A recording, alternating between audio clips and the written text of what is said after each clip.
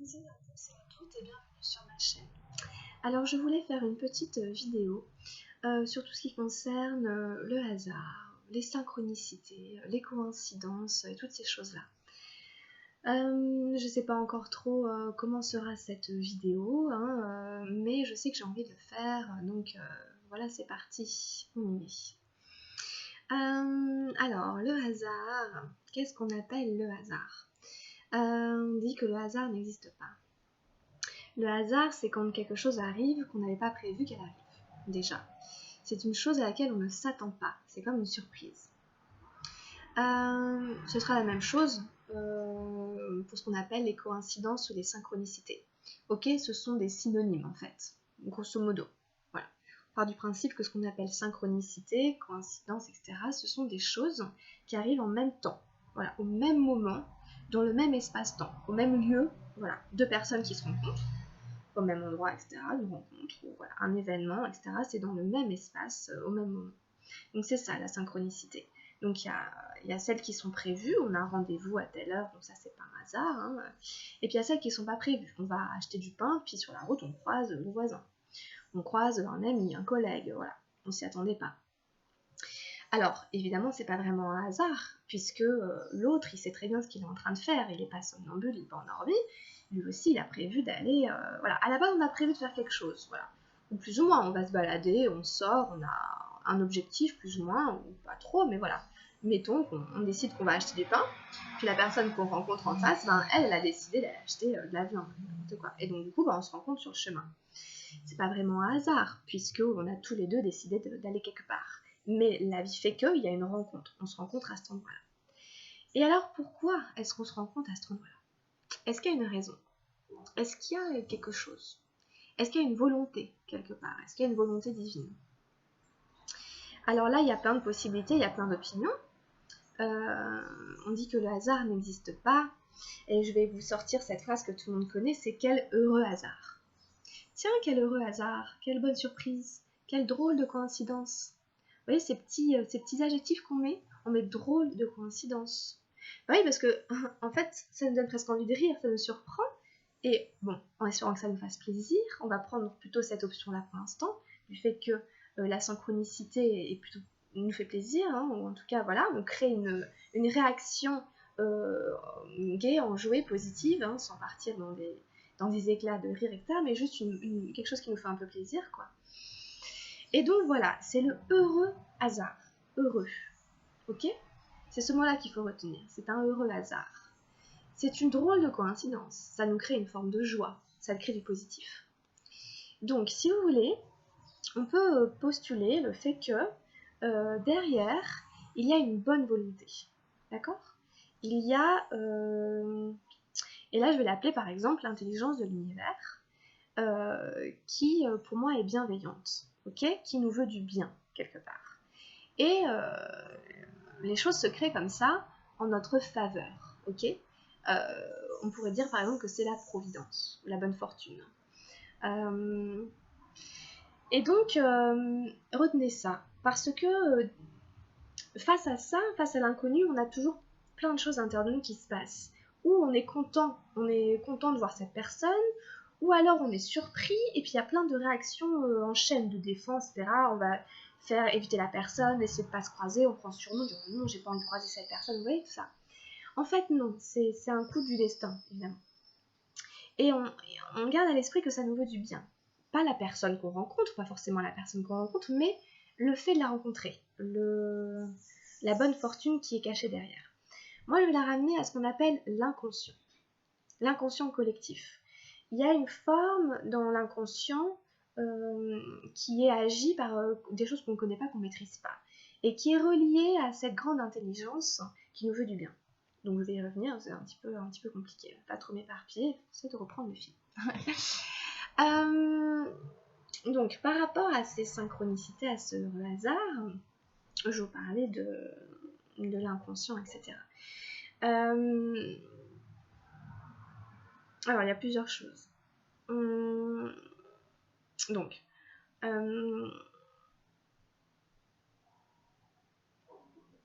comment je vais reprendre?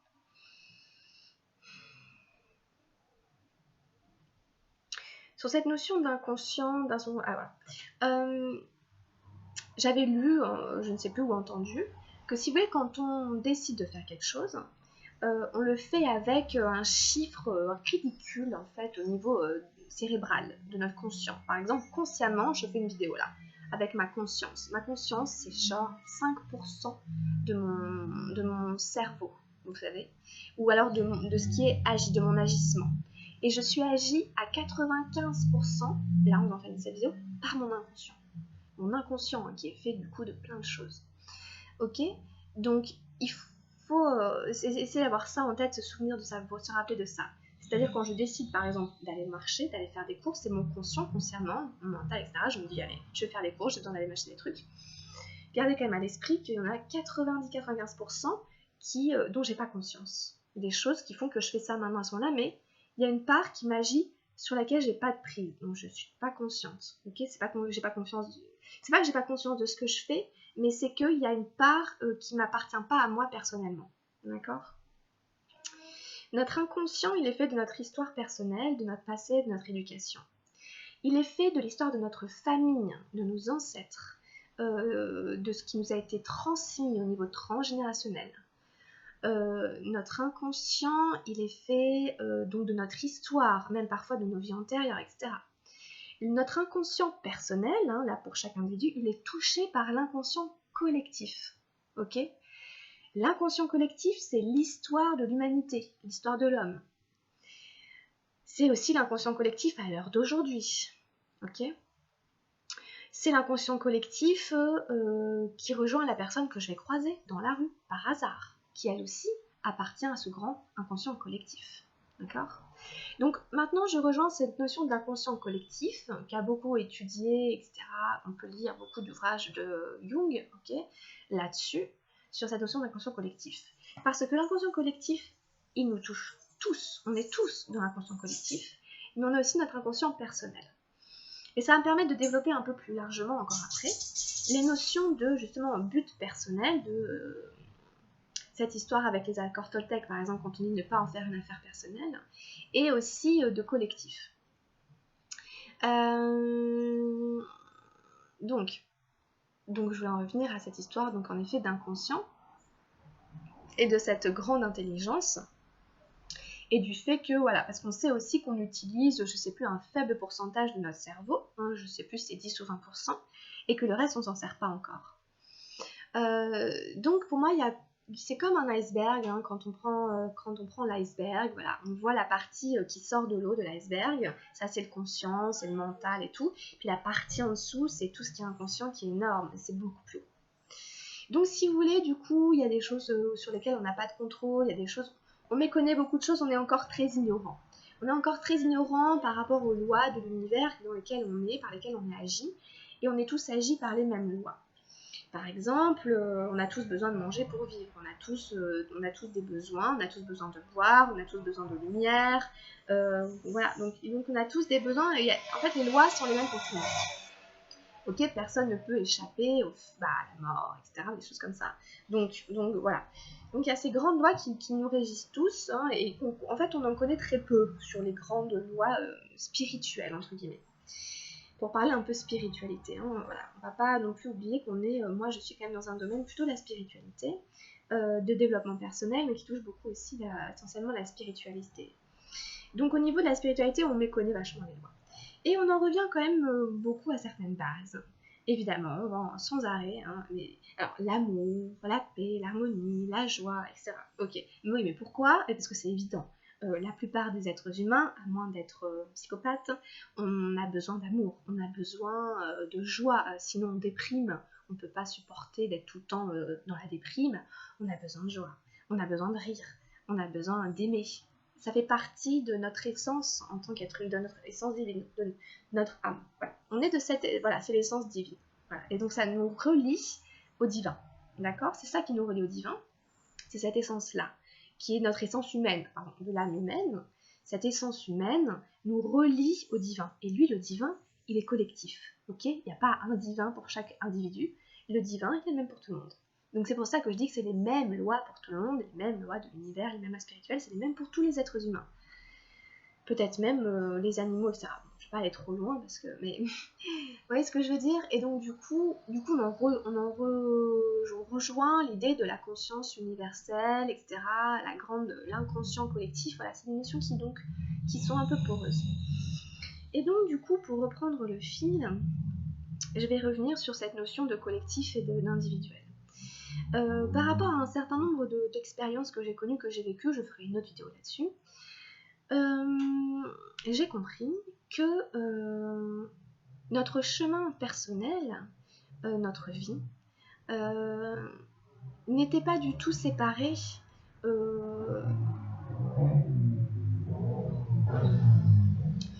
du collectif, de la collectivité. Alors c'est pas du chemin des autres, c'est pas, mais c'est plutôt, il y a quelque chose quand même d'un peu comme ça. En fait, si vous voulez, je n'ai pas de raison, donc je personnellement, n'ai pas de raison d'exister si cette raison d'exister n'est pas mise en lien, en relation avec l'autre, avec le vivant. D'accord ? Moi, ma petite personne, mon petit ego, donc vous, votre petite personne, votre petit ego, n'a pas de sens tout seul. Vous comprenez ? Et donc du coup, de prendre conscience de ça, ça nous oblige, quelque part, quand on en prend conscience, on comprend que c'est une espèce de règle, de loi, de logique, bah, du coup d'aller vers les autres, d'être dans une forme d'ouverture, d'être dans le partage. Et du coup, on va toucher, encore une fois, des notions essentielles dans l'essence de l'âme humaine, hein, de partage, par exemple. Partout, dans toutes les religions, hein, cette notion de partage. Chez les grands humanistes, même les grands religieux, vous prenez les nonnes, ils sont tous dans le côté donner, partager. Parce que ça a du sens, en fait. Donc on retrouve ça. Des choses comme ça, par exemple. Et on va aussi, du coup, quand on comprend ça, on va au-delà de l'égoïsme. On comprend qu'en fait, l'égoïsme, ça ne sert à rien, ok ? Mais au niveau vital, au niveau de ce qui prend vie. Puisque ce qu'on appelle Dieu, hein, c'est la vie, d'accord ? Et dites-vous aussi que la vie n'a pas de contraire, d'accord ? On va avoir tendance à croire que la mort, c'est le contraire de la vie. Bah non, ça n'est pas ça. La mort, c'est pas le contraire de la vie. La vie n'a pas de contraire. Ok ? La mort, c'est encore autre chose. Hein ? La mort, c'est l'absence, hein, d'une certaine manière, ok, de vie, mais ça n'est pas son contraire. Et donc, on en revient à la vie, d'accord ? À la vie. C'est ça le germe. C'est ça l'essence, c'est ça l'intelligence universelle, c'est ça Dieu, c'est la vie, c'est ce qui est vivant. Et donc je vous disais en effet de se relier. D'ailleurs, les mots religion, la reliance, etc., c'est ça en fait, la religion, c'est relier deux choses. Enfin, c'est relier donc au moins deux choses. Parce qu'en fait, seule, je n'ai pas de raison d'exister. Je ne suis pas valable d'une certaine manière. Je ne sers à rien en fait. Donc si vous voulez, ça questionne sur le développement de soi et au service de l'autre. Au service de l'autre, au service de cette grande intelligence, et de comprendre qu'en fait, quand on sert cette grande intelligence, on se sert soi-même. Ok ? Alors, quand on se sert soi-même, quand on se fait du bien, quand on œuvre à son propre bien-être, quand on se développe et tout, évidemment, ça sert aussi la grande intelligence et le grand collectif parce qu'on est dedans. D'où l'importance d'être responsable aussi de ce qu'on ressent, etc., et de se faire du bien, ok ? Puisque l'un ne va pas sans l'autre. D'où l'aspect, ça sert à rien de se sacrifier soi, hein, pour l'autre. Sinon, nous aussi, il faut qu'on soit bien, parce qu'on est un élément. Donc on ne peut pas non plus s'oublier et s'abandonner. Et donc, cette notion-là est très importante. On arrivera à se développer personnellement dans sa personne, dans sa personnalité, que à partir du moment où on comprend qu'on fonctionne en collectif, qu'on a une fonction dans le collectif, qu'on a un rôle dans le collectif, qui touche à notre valeur, qui touche à notre âme, et là je pense que ça touche même carrément à notre incarnation, à notre mission, en quelque sorte d'incarnation, qui n'est pas quelque chose qu'on décide, c'est vraiment notre âme, où on en est dans notre âme, dans notre développement karmique, etc., nos vies antérieures et tout, où on en est aujourd'hui, pourquoi on est venu là. Et c'est pas l'ego, Hein, c'est pas l'ego, c'est pas on dit que on a envie d'être avocat, je suis avocat, je sers à ça. C'est un peu plus subtil, c'est beaucoup plus subtil, c'est beaucoup plus profond. Et ça, c'est que quand on est mis en relation avec le collectif, avec les gens, que ça nous est renvoyé. Quelque part, c'est aussi renvoyé par le collectif. C'est quelque part quelque chose qui appartient presque même davantage aux autres. Vous savez, quand quelqu'un vous dit voilà, je te trouve vachement comme ça et tout, et vous vous dites ah bon et tout, c'est marrant, je ne vois pas du tout comme ça. Et bien en fait, la réalité c'est peut-être presque plus que la personne vous dit, que ce que vous croyez de vous-même. Donc c'est important du coup, en effet. Alors c'est pas l'image de soi, mais ça responsabilise vachement par rapport à ce qu'on fait en fait aux autres, ce qu'on fait dans le monde et ce que eux nous renvoient, comme vraiment une forme de réalité. Et là du coup, ça nous relie, ok? Donc je voulais quand même rappeler ça parce que c'est très important. Par exemple, quand on prend les accords Toltec, hein, il y a la fameuse ne jamais en faire une affaire personnelle. Et ben voilà, là aussi, c'est la même chose. En fait, si vous voulez, d'une certaine manière, la personnalité, on s'en fout. L'ego, c'est pas très important. C'est peut-être ce que les Mayas diraient, c'est l'illusion. L'illusion du moi, etc. Alors, je dis pas que c'est pas important d'avoir une identité forte, etc. Mais ce que je veux dire, c'est qu'en fait, au niveau collectif, etc., ça n'a pas vraiment de poids. Ça n'a pas vraiment de poids, ok?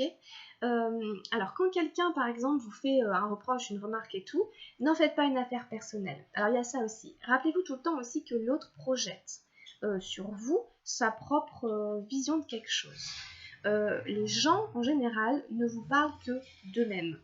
Ils ne connaissent la vie que d'après leur expérience à eux, l'expérience physique corporelle que eux ont. Après, on peut comparer, on peut évidemment mettre en rapport et tout, mais les gens, en général, vous parlent d'eux.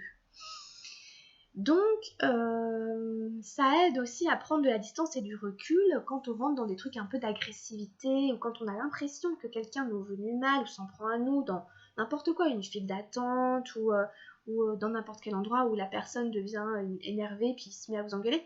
C'est pas vous, c'est pas contre vous qu'elle en a personnellement, c'est qu'à l'intérieur d'elle, il y a un sentiment, il y a une émotion que la situation, donc en effet, vous qui êtes dans la situation là tout de suite, fait ressortir. Mais ça aurait été quelqu'un d'autre au même endroit que vous, à ce moment-là, ça aurait été pareil. C'est pas parce que c'est vous, c'est la situation qui crée la chose. Donc du coup, ça permet de laisser un peu tomber les histoires d'ego, qui sont quand même à certains moments une plaie quoi, hein, pour l'humanité.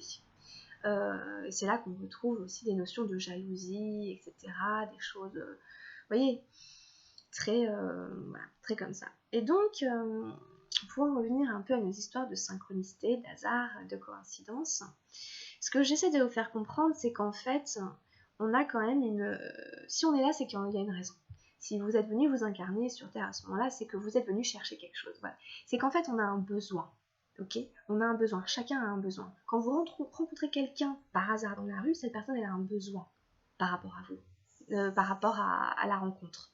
C'est pas vous forcément personnellement, mais elle a un besoin. Donc en fait, moi je fais ça aussi souvent, c'est ramener les gens en fait à eux pour essayer de comprendre ce qu'ils cherchent, ou alors pour essayer de comprendre ce que moi je peux leur apporter à ce moment-là, ou alors quelle est l'énergie, vous voyez, dont ils ont besoin que vous symbolisez.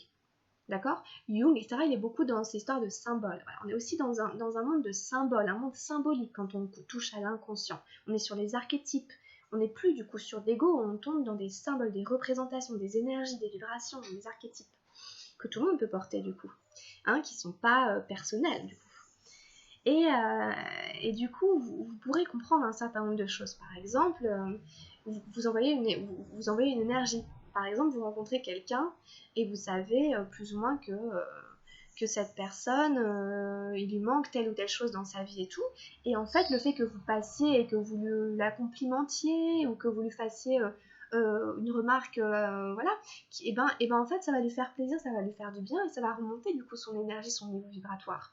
Et en fait, il ne s'agit pas, c'est pas vous voyez, vous n'êtes pas flatté dans votre ego, elle m'a vu parce que je suis quelqu'un de super formidable. Non, c'est par rapport à ce que vous lui donnez quelque part à faire grandir en elle d'un point de vue de la joie, de l'amour, etc.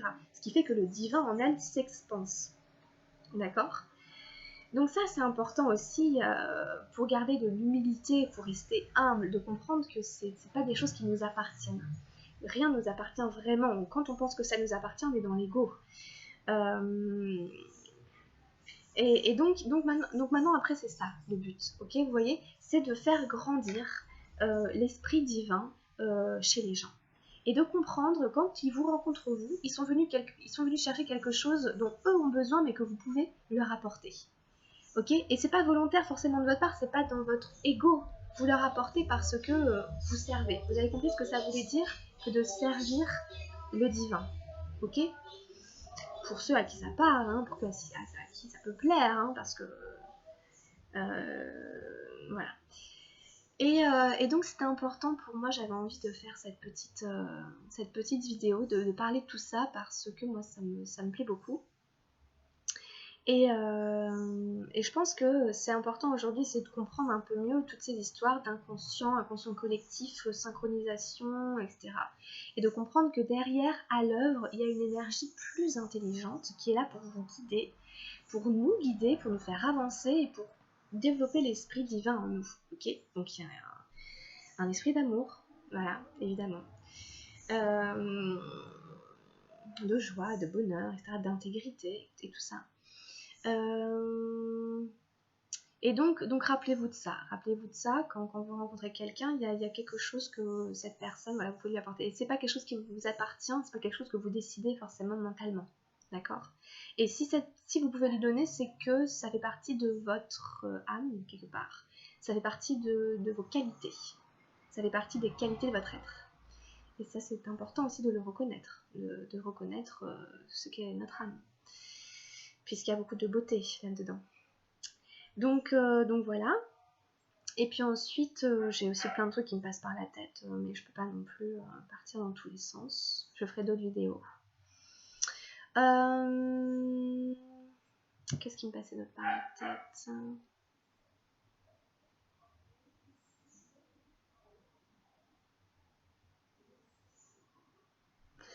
Après, bon, ce que je peux aussi rajouter, c'est la dualité, évidemment, l'esprit de dualité qui est ici, qui est sur Terre. Enfin, pas l'esprit de dualité, mais ce que je veux dire, c'est au niveau de l'incarnation. Enfin, voilà, il y a le bien, il y a le mal. On est des fois dans des dualités. Les gens sont pas tous bien intentionnés, etc. Même nous, des fois, on est... Voilà, donc, ce que je veux dire aussi, c'est que des fois, ça sert à rien d'être gentil. Et ce que je veux dire, c'est que des fois, comme on dit, l'enfer est semé de bonnes intentions.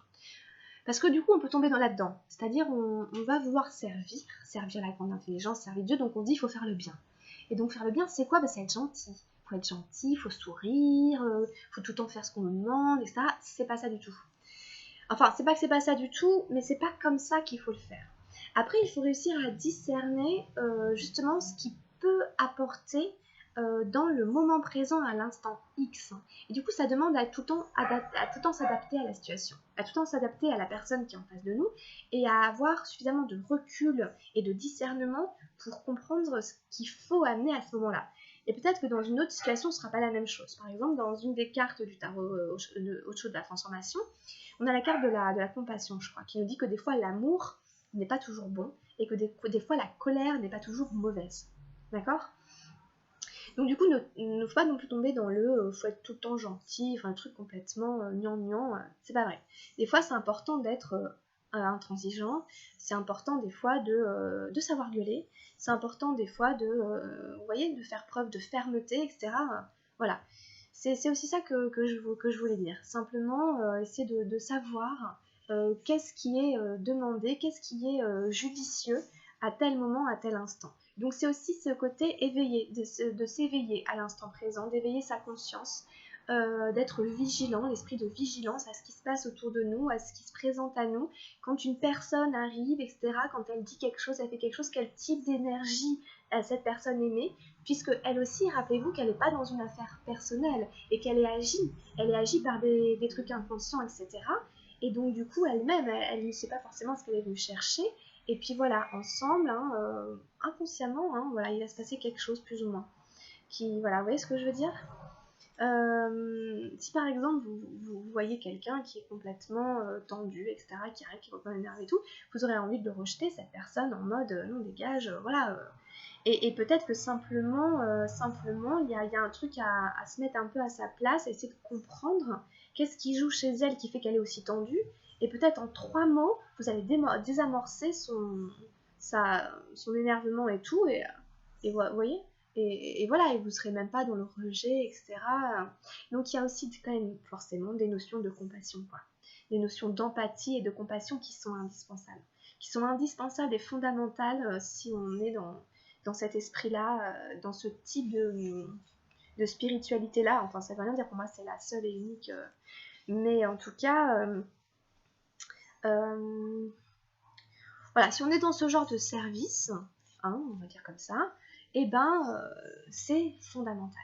Vous n'arriverez à rien si vous n'êtes pas dans une forme d'empathie. Le fait de se mettre à la place de l'autre. C'est quasiment de l'incarner, quasiment. Hein. C'est quasiment d'imaginer vraiment être cette personne. Et qu'est-ce qu'on ferait, en fait, si on était cette personne pour l'aider? Qu'est-ce qu'on ferait, en fait? Qu'est-ce qu'il nous faudrait? Moi qui ne suis pas elle, évidemment. Et du coup, j'ai suffisamment de recul pour essayer de savoir ce qui pourrait lui faire du bien, ce qui peut venir l'aider. Ok? Qu'est-ce qui pourrait venir l'aider? Et je trouve une ressource. Voilà, que moi j'ai et qu'elle n'a peut-être pas. À voir comment ça vous parle. Vous pourrez y penser, parce que c'est beaucoup quand même dans les rencontres, en fait, hein, dans les interactions. Forcément, les défis, pour nous, ils vont être là-dedans, en grande partie, dans le relationnel, dans l'autre. L'autre qui est différent de moi, qui n'a pas le même vécu, qui n'a pas la même histoire, et on sait ô combien les différences ont créé des dégâts, etc., dans la vie de l'humanité, etc. Et alors qu'en fait, c'est ce différent-là qui doit m'enrichir, qui doit m'aider moi à évoluer. Hein, on est séparés maintenant, on est dans des corps différents et tout, et donc on va devoir se confronter à cette séparation, mais quelque part c'est ça qui va nous aider, c'est ça qui va nous faire grandir dans notre conscience, dans notre spiritualité. D'accord ? Donc, bien sûr, laissez faire le hasard, laissez faire les heureuses coïncidences, laissez faire toutes ces choses-là, essayez de voir qu'est-ce qu'elles ont à vous apporter, mais vous le saurez après, évidemment. Et peut-être que vous ne le saurez pas, tout simplement.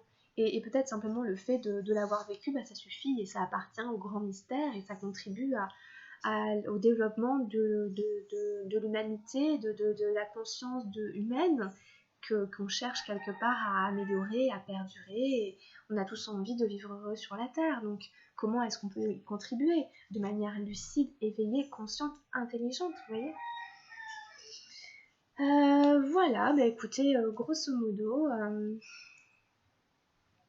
je pense que c'était ce que je voulais dire. Donc il y a beaucoup de notions de respect, évidemment aussi, respect de la vie, respect du vivant, mais c'est même le respect des animaux, de la terre, le respect de soi, le respect des autres, s'écouter soi-même, etc. C'est savoir aussi poser des limites et tout ça, savoir dire stop quand on est envahi, quand on est là, réussir à poser ses limites et tout ça, voilà. Donc en tout cas, je vais arrêter là. J'espère que ça saura vous aider, vous accompagner et tout. Puis après, j'ai encore envie de faire une autre vidéo un peu différente, un peu plus sur un peu toujours les mêmes sujets, mais pour ceux qui ont envie de me connaître et d'utiliser mes connaissances et tout, voilà, ça vous servira à mieux savoir qui je suis. Voilà, n'hésitez pas, si vous voulez laisser de commentaires, si vous voulez m'écrire, hein, j'ai l'adresse mail à camilledesil@gmail.com. J'ai une page Facebook, pareil. Donc n'hésitez pas à échanger et tout, n'hésitez pas à vous abonner, n'hésitez pas à liker. Et puis surtout continuez bien votre vie et tout plein de choses, tout plein de belles choses. Je vous le souhaite sur votre chemin. À bientôt. Bye bye.